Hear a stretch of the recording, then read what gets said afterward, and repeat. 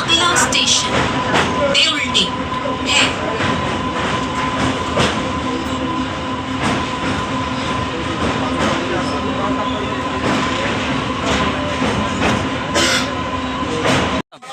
Welcome to বুবু বাবু blogs. আমি অর্ণব আচার্য আর আপনাদের সবাইকে জানাচ্ছি সুপ্রভাত। অবশ্য এখনও সুপ্রভাত নেই, কারণ 12টা বেজে গেছে, কিন্তু তোমাদের সাথে আমার আজকে সুপ্রভাতই। আর আমি এখন আছি দেউলটি স্টেশনে। আর দেউলটি মানেই কথা সাহিত্যিক শরৎচন্দ্র চট্টোপাধ্যায়ের বাসস্থান। আজ সেখানেই নিয়ে যাব আপনাদেরকে। তাহলে চলুন যাওয়া যাক শরৎচন্দ্র চট্টোপাধ্যায়ের বাসস্থানে। দেউলটি থেকে 1 নম্বর প্ল্যাটফর্ম দিয়ে নেমে আপনারা যে রাস্তাটা চলে এসে দেউলটি স্টেশনের 1 নম্বর প্ল্যাটফর্ম থেকে বেরিয়ে তার গা দিয়ে যে রাস্তাটা চলে এসছে, সেই রাস্তা ধরে আপনি সোজা এলে এই মেন রোডে এসে উঠবেন। ওই রাস্তা ধরে সোজা এসে মেন রোডে উঠে জাস্ট মেন রোডটা ক্রস করবেন।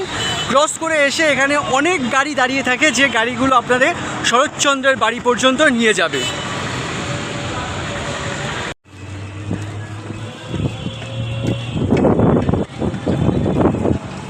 ব্রিজটা দেখালাম, সেই ব্রিজের নিচ থেকে এসে রাস্তাটা ক্রস করে টোটোয় উঠতে হয়। আর টোটোতে করে 20 টাকার বিনিময়েতে আপনারা যেতে পারবেন শরৎচন্দ্র চট্টোপাধ্যায়ের বাড়িতে। সেইখান থেকে ব্রিজটা ক্রস করে প্রচুর টোটো পেয়ে যাবেন। যে কোনো টোটোতে উঠে 20 টাকার বিনিময়ে আপনারা যেতে পারবেন শরৎচন্দ্র চট্টোপাধ্যায়ের বাড়িতে। এইখানে টোটো এসে আপনাকে নামাবে। এই জায়গাটাই হচ্ছে কথাশিল্পী শরৎচন্দ্র চট্টোপাধ্যায়ের বাড়ি যাওয়ার পথ। এখানে ইন্ডিকেশন দেওয়া আছে, দেখে নিন কোথায় ইন্ডিকেশনটা দেওয়া আছে। সোজা রাস্তা বলা আছে শরৎচন্দ্র চট্টোপাধ্যায়ের নিবাস। তাই এখন সোজা রাস্তা ধরে গন্তব্যের পথে। চলুন ডেস্টিনেশনে গিয়ে আবার দেখা হচ্ছে। যে রাস্তা দিয়ে হাঁটা শুরু করলাম, সেই রাস্তা ধরে সোজা এসে আপনারা এইখানে উঠবেন। এখানে অনেক গাড়ি যাচ্ছে, আপনাকে দেখাচ্ছি। এই রাস্তা ধরে হাঁটতে হাঁটতে এলে আপনারা দেখতে পাবেন এই যে পাঁচিলটা, এই পাঁচিলটাই হচ্ছে শরৎচন্দ্র চট্টোপাধ্যায়ের বাড়ির পাঁচিল। এবার এই পাঁচিলের বাইরে অনেক রকম মেলা বা অনেক রকম খাবার দাবার সাজিয়ে তার পসরা বসেছে, যেরকম হয় আর কি। যেহেতু এটা একটা টুরিস্ট স্পট, তাই সমস্ত রকমের খাবারের পসারই এখানে আছে। আর এই জায়গাটা হচ্ছে এইখানে ভিজিটার্স পার্কিং জোন। আপনাদের বলে দিচ্ছি, এখান থেকে যারা এখানে পিকনিক করতে আসবেন, যারা ফিস্ট করতে আসবেন, তাদের পার্কিং জোন হচ্ছে এই জায়গাটা। এইখানে সমস্ত রকম গাড়ি পার্কিং করা হয়। যারা এখানে পিকনিক করতে আসবেন বা ফিস্ট করতে আসবেন, তাদের জন্য একটু বলে রাখি, এখানে একটা সাইনবোর্ড দেওয়া আছে। যারা যারা পিকনিক করতে আসবেন তারা কিন্তু যোগাযোগ করে নিতে পারেন। এখানে রান্নার সমস্ত বাসনপত্র, চেয়ার টেবিল যা যা আছে সমস্ত কিছু ভাড়া দেওয়া হয়। আর সমস্ত কিছুর জন্য আপনারা এই যে কন্ট্যাক্ট নাম্বারটা দেখতে পাচ্ছেন, এই কন্ট্যাক্ট নাম্বারে যোগাযোগ করে পিকনিকের জন্য আসতে পারেন। 7ই জানুয়ারি রবিবাসরীয় দুপুরে এই দেউলটিতে ভিড় কিন্তু বেশ চোখে পড়ার মতো। মানুষের ঢল কিন্তু ক্রমশই বাড়ছে এবং কম হওয়ার কোনো রকম সুযোগই নেই। এত মানুষের ঢল নেমেছে এই রবিবাসরীয় দুপুরে তাদের শৈত্যের প্রবাহ আমেজ উপভোগ করার জন্য। সেই উদ্দেশ্যে ভিড়টা শুধু উপভোগ করার জন্য। এই হচ্ছে দেউলটির ভিড়। আজ রবিবাসরীয় দুপুরে দেউলটিতে মানুষের যে ঢল, মানুষের যে কোলাহল, তার ছোট্ট আমেজের মুহূর্তগুলো।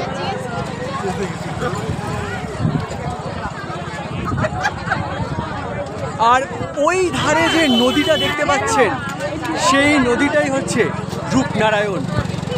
রূপনারায়ণ নদীর শোভা দেখতে দেখতে তার সন্নিকটে এই রকম পিকনিক স্পট মনে হয় বাংলাতেই আছে। আপনাদের দেখাই, এই হচ্ছে রূপনারায়ণ নদী। রূপনারায়ণ নদীর অপরূপ শোভা। আর এই রূপনারায়ণ নদীর ঠিক সন্নিকটেই এই রকম মানুষের ঢল, এরকম মানুষের পিকনিক, ফিস্ট, আনন্দ উপভোগের জায়গা। এই রকম সুন্দর শোভা আমার মনে হয় শুধুমাত্র বাংলাতেই দেখা যায়।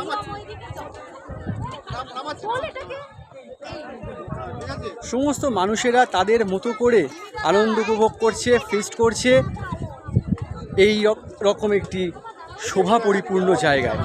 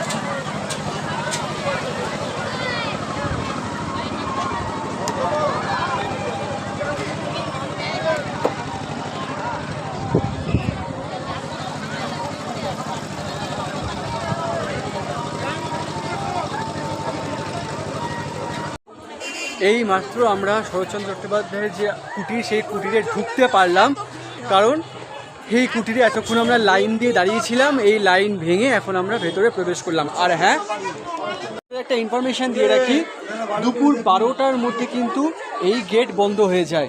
দুপুর 12টার পর কিন্তু কোনো রকমভাবে এই গেট খোলা পাবেন না, এই গেট বন্ধ হয়ে যায়।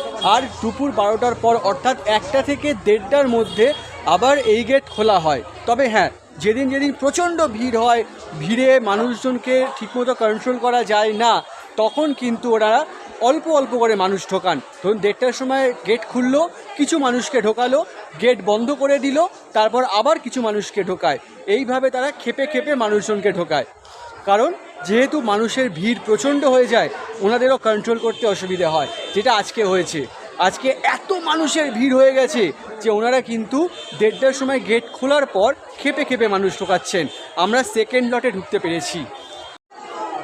ইতিহাস বলে 1926 সাল থেকে 1938 সাল পর্যন্ত শরৎচন্দ্র চট্টোপাধ্যায় এই বাড়িতেই বসবাস করতেন। আর এই বাড়িতে থাকাকালীনই উনি ওনার শেষ উপন্যাস বিপ্রদাস উপন্যাসটি লেখেন। আর এই বাড়িটাই তখনকার দিনে স্বাধীনতা সংগ্রামীদের প্রধান আশ্রয়স্থল হয়ে উঠেছিল। আর थोड़ा झाड़ के बोल दिया बोला महिला ले जाओ। কোন কোন উপন্যাস বা কবিতা লিখেছেন শরৎচন্দ্র চট্টোপাধ্যায়? সমাজ, অবাধি সর্ব, বামুনের মেয়ে, মহেশ, রামের সুমতি, শ্রীকান্তের চতুর্থ পর্ব, অমরলতা, লাস্ট লিখেছিলেন বিপ্রদাস। সেই বই বিপ্রদাস। এখান থেকে অসুস্থ হয়ে কলকাতার পার্ক নার্সিংহোম, সুবিচারী পার্ক নার্সিংহোমে মারা যায়। কেওড়াতলায় দাহ করা হয়। আচ্ছা, আর আপনার নাম কি? আমার ডাক নাম বাপি, ভালো নাম সুব্রত পতি। আমরা 4 পুরুষ ধরে এই বাড়ির দেখাশোনার দায়িত্ব, কেয়ারটেকার এই বাড়ি। আচ্ছা আচ্ছা আচ্ছা, কত বছর ধরে আপনি কত বছর ধরে আছেন? আমি এখানে, আমার বয়স 62 বছর। মানে একদম জন্ম থেকে? একদম ছোটবেলা থেকেই, পাশেই বাড়ি। আচ্ছা আচ্ছা, মানে আপনার পূর্বপুরুষরা শরৎচন্দ্র চট্টোপাধ্যায়? বাবা, দাদু, বাবা, আমি, আমার ছেলে থাকে এখন। বংশ 4 পুরুষ ধরে। আচ্ছা আচ্ছা, খুলে দিলেই সোজা রূপনারায়ণ নদী দেখতে পেতেন। তখন পাঁচিল ছিল না নাকি? তখন এই বাঁশ গাছ পাঁচিল ছিল না। উনি বসে বসে এখানে লিখতেন। খোলার টাইমটা যদি একটু বলে দেন। বন্ধ হওয়ার টাইম মানে সকাল 10টা থেকে 12:30, আর বিকাল 3:30 থেকে 5টা। আচ্ছা, এটা কি রোজ দিন, মানে অকেশন এমনি এভরিডে? এবার গরমকালে আর একটু সময়টা বেড়ে যায়, 4টে থেকে 6টা, 6:30। তখন 4 থেকে 6:30। হ্যাঁ।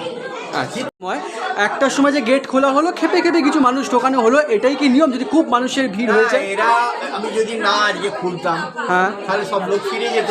নিশ্চয়ই পেত না। সেই উপলক্ষে যেহেতু আমার বাড়ির সামনে আমার কাছে চাবি থাকে, আমি খুলে দেখালাম। আচ্ছা, মানে এতগুলো মানুষের একটা এটা ব্যবস্থা করে দিলেন যাতে একটু দর্শন করতে পারে। হ্যাঁ, যাতে করে লোকে দেখুন। আচ্ছা আচ্ছা, ওটা অরিজিনাল টাইম ফিরে যাবে, সেই জন্যই আমি দেখাচ্ছি। দেউলটি থেকে আমরা বেরোলাম শরৎচন্দ্র চট্টোপাধ্যায়ের বাড়ি দর্শন করে। তবে হ্যাঁ, এটাও ঠিক, শরৎচন্দ্র বাড়ির সেকেন্ড ফ্লোরে আমরা উঠতে পারিনি, কারণ সেকেন্ড ফ্লোরে উঠতে গেলে 3টে থেকে 3:30-এর মধ্যে যেতে হবে। 3টে থেকে 3:30-এর মধ্যে সেকেন্ড ফ্লোরে যাওয়ার জন্য গেট খুলবে। আর এখন এই 1টার সময়ও গেট খোলার কথা নয়, আপনারা শুনলেন সমস্তটাই। 3টে থেকেই গেট খোলে। আর আজকে এত মানুষের ঢল হয়ে গেছে, তাই উনি 1টার সময় গেট খুলে দিয়েছিলেন যাতে আমরা অল্প অল্প করে মানুষজন ঢুকতে পারি। সেই সূত্রেই আমরা 1তলাটা দেখতে পেরেছি, যেটুকু আমি আপনাদের দেখিয়েছি। আর আজ এই পর্যন্তই দেউলটির অভিযান। আর আপনাদের কি করতে হবে আপনারা তো জানেন। প্লিজ চ্যানেলটা সাবস্ক্রাইব করে দিন, প্লিজ চ্যানেলটা সাবস্ক্রাইব করুন, লাইক করুন আর কমেন্টস করে জানান আর কোন কোন জায়গায় আমাকে দেখতে চান। আর আপনাদের কমেন্টস নিয়ে আমি চলবো। তাহলে সাবস্ক্রাইব করুন, পাশে থাকা বেল আইকনটা ঢং করে বাজিয়ে দিন, আর পাশে থাকুন, সুস্থ থাকুন, বুবু বাবু ব্লগসের সাথে থাকুন। আর হ্যাঁ, প্রচুর প্রচুর শেয়ার করুন প্লিজ, শেয়ার করে মানুষের মধ্যে পৌঁছে দিন। আর সাথে থাকুন, পাশে থাকুন। ততক্ষণ বাই বাই।